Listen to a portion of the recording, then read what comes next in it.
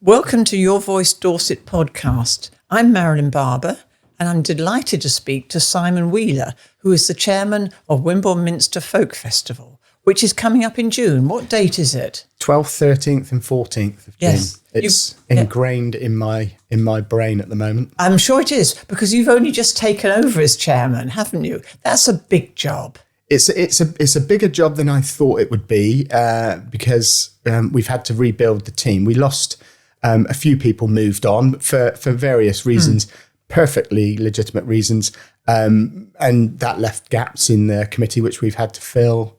Which I now have a small but very mighty team ready for 2026. Have you got a big enough committee, or do you need some more people? We could always do with help. I'm very conscious that I put my fabulous committee under a lot of pressure, and I don't want to break them before we actually get to the event. So it's always useful to have more people on the committee. And I would welcome anybody that wants to volunteer, because we're all volunteers, to get into contact. I mean, it's a huge event for Wimborne, really. It is the jewel in the crown, isn't it, of events in Wimborne, because it's 3 days. Yes. I mean, I think it's the landmark event during the year. And it's some people don't like having a festival in the middle of the town. Other people love it. We try and be as sympathetic to everybody's feelings as we can, recognising how many people come from outside of Wimborne and across the south of England and beyond to come to the folk festival. I think there was more negative feeling in the past. People used to complain, the shopkeepers used to complain that they didn't get a fair share of the business. But I think that's changed, and I don't quite know why that's changed, but people embrace it now. And if they don't like folk music, they can go out of town, can't they? Yes. Because it does take over the whole town. It does take over the square and the Allendale Meadow and Willow Walk. So it takes over a proportion of the town. I mean, music rings through the town, and then the banging of sticks and the bells. There's bells all over the place. There's nothing like music in my mind. Music's very close to my heart. Hence, when the folk festival chair came up, I was late at stepping back and got left holding on to it. So that's fabulous. I think there's always going to be people that don't like the festival. There's going to be shopkeepers that say that they don't make money during the festival. But I would hope that the bigger picture would be seen insofar as people that wouldn't otherwise come to Wimborne know that this festival's on, come to the festival and then come back later because they want to visit the town and increase the footfall after the festival is gone through. Yes, there's more pluses, really. I mean, people do travel from far and wide. Do they come from abroad? I'm pretty certain they come abroad. We, in the past, we've had acts from abroad. So yes, I think people will come in from abroad. I mean, we've brought French bands over. We've brought Romanian dancers over. So have you got those this year? This year we're a little bit light on them this year due to the. You've had Albanian ones as well. We have, yeah. So what we do is we we're open to all, and we look at what there is out there, advertise it, and then reach out. So what we're trying to do this year is to get back to the roots of a folk festival. That's not to dismiss the rock bands and the cover bands and the children's area and all of that. That's all still there. The rock bands are the pubs, aren't they, really? They are, yes. Really. And the pubs are fabulous at putting on some just amazing talent.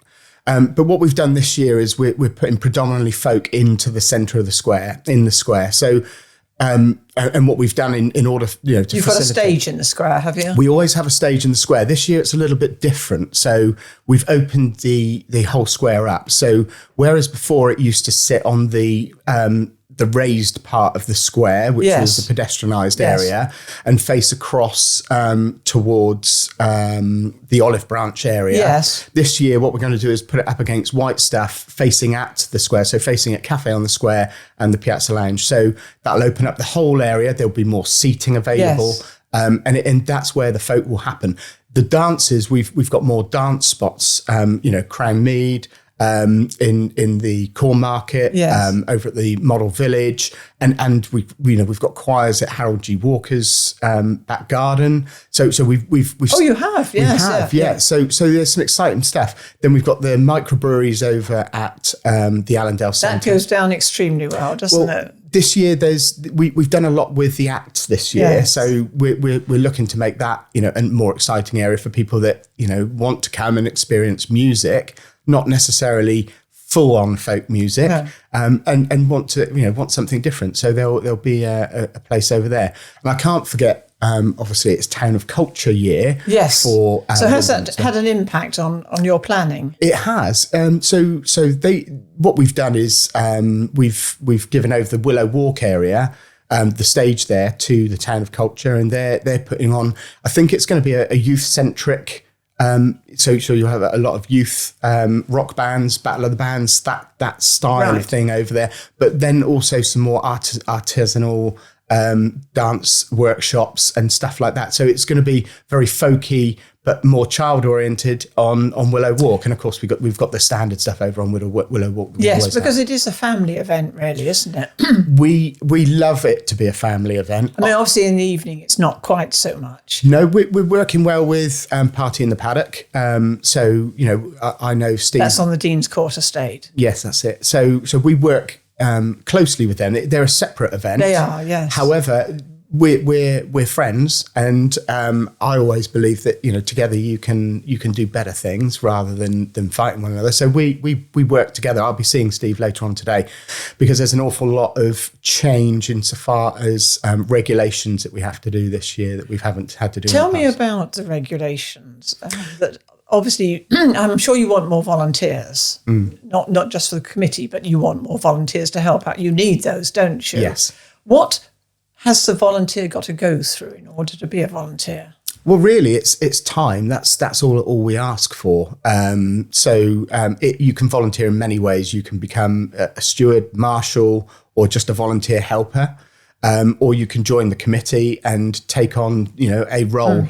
And that role might be organising acts. It might be programming stages. It might be doing the documentation that the event management plan, which lands with a thud every year, and it's right that it does, but it takes a lot of work to go through, and the more people that do it, the more replete it will be. Tell me about the terrorism training. So we've performed terrorism training for the first time for last year's festival, and that's all about making sure that we run a safe festival. So the safety. This is mandatory, I take it. It's not mandatory, but we do it. Right. The mandatory parts that we have to do nowadays is ensure that we have an ambulance that can convey to hospital in the worst scenario, that we have enough paramedics on site. Yes. And for this year, that's an increased cost, which we've gone for because we recognise that it's important. We also have to have what they call HVMs. And I mention HVMs, and I hate acronyms, but it's Hostile Vehicle Management System. So we have to be able to make sure that we keep everybody safe in the public areas. Yes. We manage that through the installation of hostile vehicle management systems, which is concrete blocks essentially to stop cars from. Yes, coming into contact. The town is crowded. It could be targeted, couldn't it? It could be. And so we work very closely with the police. I've got a meeting with the police later on today. They've been fabulous, actually. A lot of people think that the police just tell you what you need to do, but they've actually been offering help, advice and guidance. And so that's been very useful. So we'll continue to work with them. And then we've got the Safety Advisory Group, the SAG. We'll meet with them and make sure that fire and the health and safety bits and pieces, along with the police, is all looked after. So that's the nitty gritty. That's the bit that people don't generally see to put on a festival that you have to do. There is people arrive for those 3 days and think, well, I've rocked up, listened to a few bands, drunk. Yes, a few they don't pints. realise that. Yes, the background. How long does it take to organise a festival? We more or less start at the end of the festival. gosh. So there's no let up. We'll have a wash up. Yeah. We'll all go and try and get our heads back on straight. Yeah. And then we'll start looking at the planning for the next festival.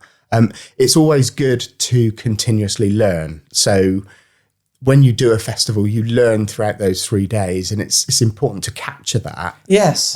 So that you can then pull it out and apply the things that were really good and continue to do them and make them better. And not everything's going to be perfect, is it? No, and we the weather's pretty important. Do you know what? That's it's funny you should say that, because a funny story. I run the Dorset Youth Marching Band, which is now the Quarterjacks, and we did the parade last year, and it absolutely tipped down with rain. I remember it. Yes. I could not have been wetter. So for me, that was hard work. For everybody, that was involved in the parade, that was hard work. For some of the bigger pubs in the town, they were like, please make it rain, because they filled up and did great business. So, but people want to see the parade, because then you're going to see all the dances. Yes, and that's what we try and do. So but you can do nothing about the weather, so you can't have contingency plans, really. We always do. Do you? We that's all in my event management plan. I have to think about heat waves. I have to think about inclement weather. What would we do in the event, that there was a massive thunderstorm? You have to go through those scenarios. So the details there. You'd always have the parade, would you, or would you cancel if I would if the heavens open? So you have to look. You have to take a risk averse way of looking at it. So that's what we would do. I don't foresee a scenario in June where we would have to stop the parade. So no, we would carry on. Wet weather, people getting wet, to us is irritating but not bad. Heat becomes an issue that we can manage. Yes. It would be things like high winds. Then I would start to have a thought about, could I keep everybody safe on the parade? So that's you have to have a look at these things to make sure that everybody has a fab time and no one gets hurt. And where are you on the day? On the day, I will. Are you everywhere? I can't be everywhere. No, as far as anybody's concerned, I will be on the square. So we have an information point on the square. Yes. It's a hut that's been very kindly donated to us, and I will be in that hut pretty much for 3 days. It doesn't have a toilet, so I will be out at some point. But the reason for that is people need to know where to go. Yes. If they need to find me. Chasing the chairman around is not a good look. No. So that's from the police, fire, ambulance, our medical team, members of the public, whoever might need to get in touch with me. We will have the radios, but that's where I will reside for most of the festival. Now, you mentioned the marching band. Yes. Which you're involved with. Yeah. And you've been involved with for so long? Since I was 8, so or at least 10 years. No. So I guess I must have been. It's coming up 40. Yeah.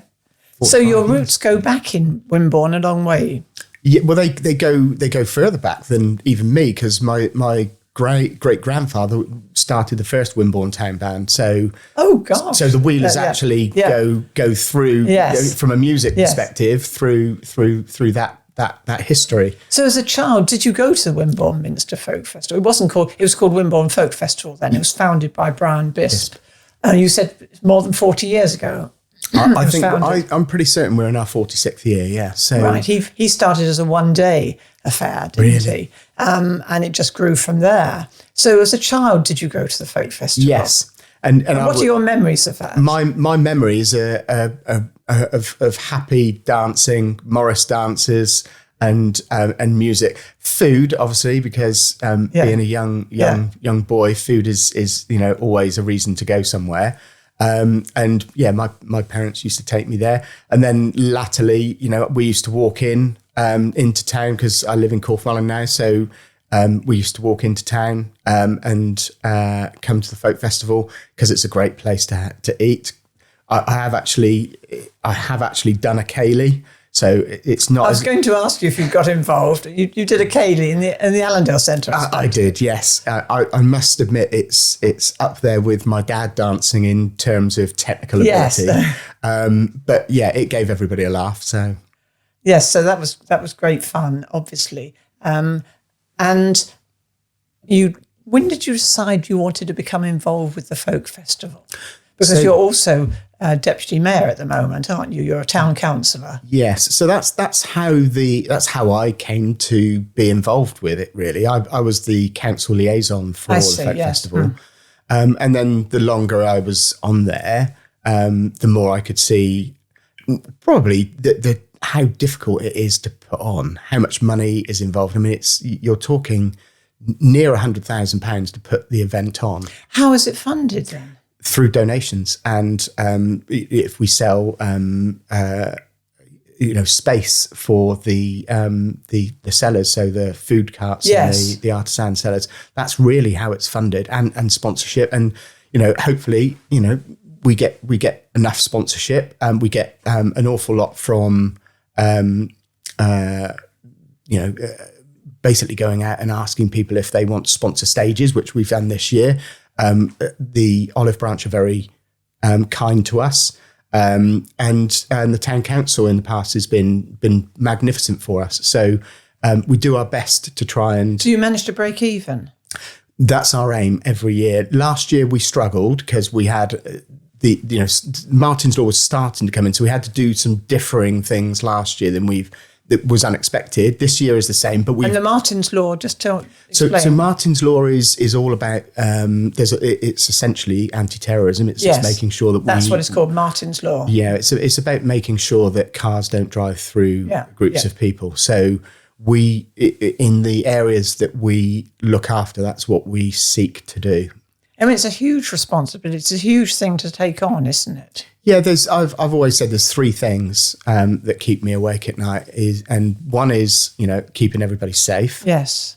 Two is breaking even and not losing money, and three is to make sure that everybody has fun.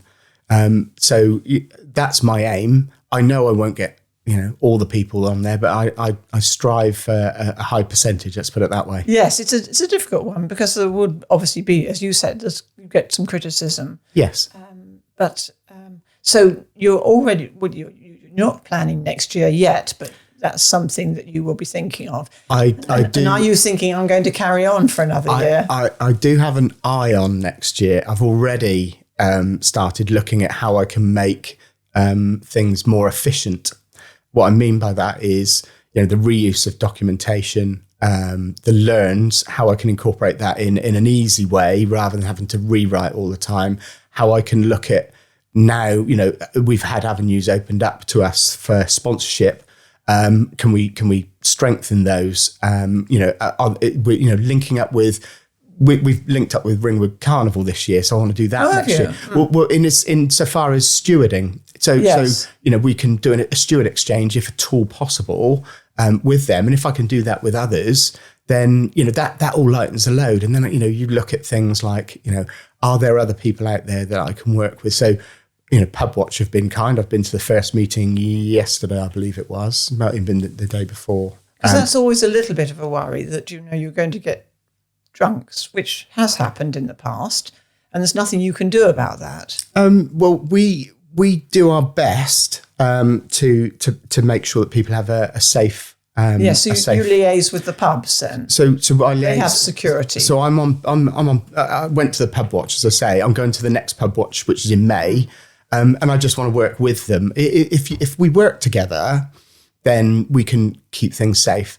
I can't control everybody that comes to the town, and I don't think anybody would expect me to.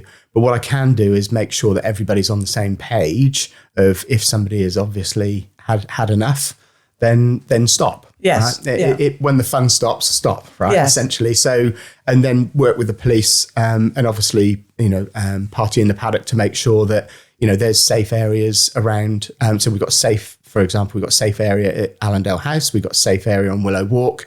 And the information point on the square. So will be what's a safe area? A safe area is anybody feels that they need time out or they need to come and talk to somebody. Then there'll be some qualified people there for them. Oh, to really? speak to, yes. Yeah. So people. Because it can be a bit overwhelming for some people. You've got to think of diverse people Well, who might struggle somewhat. That's interesting. Because it's noisy, isn't it? Yeah, so I've done a lot with neurodivergence and recognise some in myself as well. And I don't think we talk about it enough. So watch this space as far as the council's concerned, because I've been working with one of the other councillors or a couple of the other councillors actually about, what could we do better for neurodivergence when it comes to the folk festival. I want that to be thought about. So we may not be able to do everything this year, but we'll learn and say, how can we plan better for next year? So things like that I'd like to try and do. One thing that we are doing, which is really exciting this year, is the Wimborne Cup. Right. So the Wimborne. So what we're trying to do is that's the one people buy and they reuse. 2 seconds. Right. I have one here. I'm probably going to ruin. He just happened to have one with him. Ruin your podcast, but no, I've got one here. No. So this is the Wimborne Cup. This one will change this year slightly. That one over there. Yep. That one. Yeah. Yep. So this one will change slightly. Yes. But that's essentially the Wimborne Cup. Have a look. Yes, of course. What we've done for this year is we've added the Town of Culture logo. So the new ones will come. Yeah. They will look like this, but they'll have the Town of Culture logo on them. And what we want to do is encourage people not only to use them, but to take them home. And the way we're going to do that is we want people to kind of take pictures and send them in, and the either the furthest afield or the most wacky place or thing or event that you can be at where you have your Wimborne Cup. Well, that's a pretty good idea. People do sometimes do that with toys, don't they? Yes. Or little teddy bears they take to different places. So you want them to take the cup. Yeah, that cup so far has been to Madeira, Tenerife, Fuerteventura and La Palma. So I've already started the trend. Yes. But I've got to get some photos to give people an idea of what to do. So but you want them to take the folk festival cup, as it were. Yes. Really. Yes. Yeah. So what I want people to do as much as possible is think about the ecology, think about the environment, and I'm pretty certain nearly all the pubs have gone down the route, if not using the Wimborne Cup, having a reusable cup themselves. So we really trying to. But it saves their waste, really, if they get people to have the Wimborne Cup. It does, and we're working with Suez, who are going to be doing the litter pick. To if they see one in the bins or the rubbish, to hoik it out, and we'll take them back in and reuse them. So where do people get the cups from? They'll be available from the pub. So as you buy a drink, you'll get one. I see. So yes. and then you'll be able to travel around with the same cup, and people will wash them and refill them. That makes a lot of sense. Wimborne War and Waste will be very pleased with you. It's Planet Wimborne that have come up with the idea. So I don't claim it, but I do want to use it and I want to promote it. So that's something that's slightly new for this year, isn't it, really? And it's good to have something new each year. It's certainly going to be more prevalent this year. We started it, obviously last year, but it's growing. And we want to keep it growing because we're proud of our town. We're proud of the environment. We do our best, to work with the environment. We don't have enough tree cover. We need to do something about that. So as a festival, what can we do? Well, we can have a go at not leaving so much rubbish, but also not contributing more to landfill if we can. So please take your cup home and, put it on your mantelpiece, put it in your cupboard, put it in your bar in your back garden and reuse it. Yes. What message would you give to people who've never been to the folk festival before? Why would you tell me how you'd encourage them to come? So what I would say actually is come for a couple of hours, and if you like it, stay for the rest of the day. Yes. I mean, it's the next day as well, and the next day as well. But it is as simple as that. For most of the area, it's all free for you to walk around. So you're getting free music. Yes. And that in this day and age is you just can't do that anywhere else. It's a free festival. Yeah.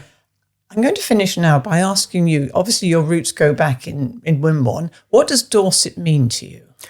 Dorset to me is the jewel in the south of England it's a place that I've grown up and loved. It's a place that my family's grown up and loved. And the places that we probably walk around, I always say to people, actually, when you walk around, just look up. And what I mean by that is take in your surroundings. It's very easy for us to be busy in a life, rush somewhere and never see a tree. Yes. And look at the tree and think, that's massive. I walk past the Minster, look up at the Minster and go, that was built so long ago. 1,300 years ago. It is amazing. And you know, you've got America that are like, we're 250 years old. It's like, okay, hold my beer. So I think really just love this place. And get out and support it, I think, is the thing. And loving the place means not throwing litter and, respecting the environment to a large degree. Yes. Thank you, Simon. No, thank you very much. I've loved it. It's my first podcast and you've made it very easy. Thank you.